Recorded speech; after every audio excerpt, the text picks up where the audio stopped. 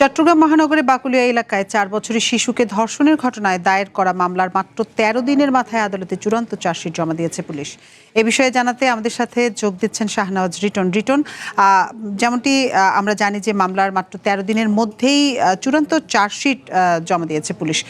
এই চার্জশিটে কি বলা হয়েছে, পুলিশ আর কি তথ্য পেল এবং কাদেরকে অভিযুক্ত করা হলো আসলে?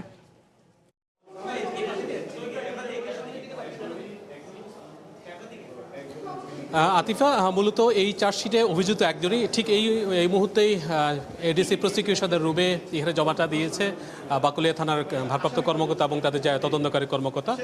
আমরা চেষ্টা করব সরাসরি এই ব্যাপারটি তার কাছ থেকে শুনতে। তিনি এই মুহূর্তে গণমাধ্যমের সাথে কথা বলছেন।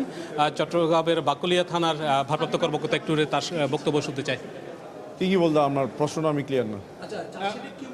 আচ্ছা, আপনারা কতদিনের মধ্যে চার্জশিটে দর্শন করছে? আমরা মেডিকেল রিপোর্ট পেয়েছি, 22 ধারা আছে, 164 আছে, আমরা এগুলোর বেসিসে চার্জশিট দিয়েছি।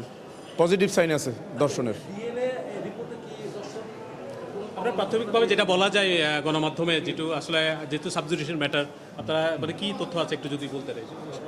ডিএনএ আমরা রিপোর্ট পাইছি, ডিএনএ রিপোর্টে কি আছে সেটা তো ডিএনএতে রিপোর্টেই লেখা আছে। বাট যেটা এটা বিচারাধীন বিষয়, ওই বিষয়ে আমি কিছু বলতে পারছি না। বাট আমরা পজিটিভ সাইন পাইছি দর্শনের, আমরা এটার ভিত্তিতে আমরা চার্জশিট দিয়েছি।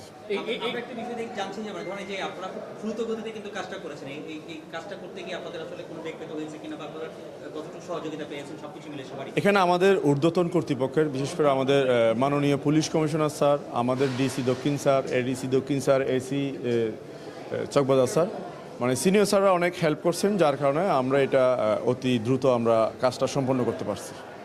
আর আমাদেরও একটা নিজের থেকে একটা শুধু দায়িত্ব থেকে না, দায়িত্ববদ্ধতা থেকেও আমরা কাজটা করছি, যেহেতু চাওয়া আছে জনগণের, এটা আমরা যতটা দ্রুত দেওয়া যায় চার্জশিট, সেটা আমরা নিজ থেকে চেষ্টা করছি, দায়বদ্ধতা থেকে। চ্যালেঞ্জ কি? পুলিশের চাকরি মানে তো চ্যালেঞ্জ ছিল দ্রুত সময়ে কীভাবে রিপোর্টগুলো আমরা নিব। আমরা মেডিকেলে গিয়েছি, মেডিকেলে আমাদেরকে হেল্প করছে, আমার সাথে আমার এসি স্যারও ছিলেন প্রত্যেকটা রিপোর্টে। মোটামুটি সবাই হেল্প করছেন, এমন কোনো সংস্থা নেই যারা আমাদেরকে রিপোর্ট প্রদানের ক্ষেত্রে হেল্প করে নেয়। সবাই হেল্প করছিল, যার কারণে কাজটা দ্রুত সম্পন্ন করা আমাদের পক্ষে সহজ হয়েছে। আপনি কি মনে করেন যে এই যে আপনাদের যে দ্রুত কাজটা সম্পন্ন করার কারণে যে ভিকটিম সে বিচারটি পাবে? আমরা ন্যায় বিচারের স্বার্থে কিন্তু এতগুলো কষ্ট করছি, অনেকের শ্রম আছে এখানে, তো আশা করি ন্যায় বিচার পাবে ইনশাল্লাহ।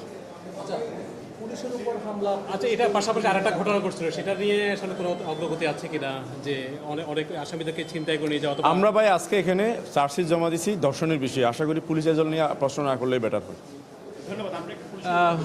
আতিফা, শুনছিলেন যে পুলিশের পক্ষ থেকে যে আজকে একটু আগে আসলে এডিসি প্রসিকিউশনের কাছে আনুষ্ঠানিকভাবে সেটি হস্তান্তর করা হয়েছে এবং সেখানে একমাত্র অভিযুক্ত হচ্ছে সেই ডেকোরেশন কর্মচারী মনির। তাকে সে ইতিমধ্যেই জেলে আছে এবং তাকে আজকে আসলে আদালতে তোলার কারণে সে ইতিমধ্যেই জবানবন্দি দিয়েছে এবং জবানবন্দি এখানে স্বীকার করে নিয়েছে যে সে আসলে এই ঘটনার সঙ্গে যে দায়ী এবং এটি পরবর্তীতে আসলে যে আনুষ্ঠানিক বিচার কাজ শেষ হবে। আতিফা, মোটামুটি আজকে চট্টগ্রামের যে আদালত প্রাঙ্গণের সবশেষ খবর রাখা হচ্ছে এটুকুই। আমরা নিশ্চয়ই পরবর্তীতে আবার আপডেট জানাবো আপনাকে।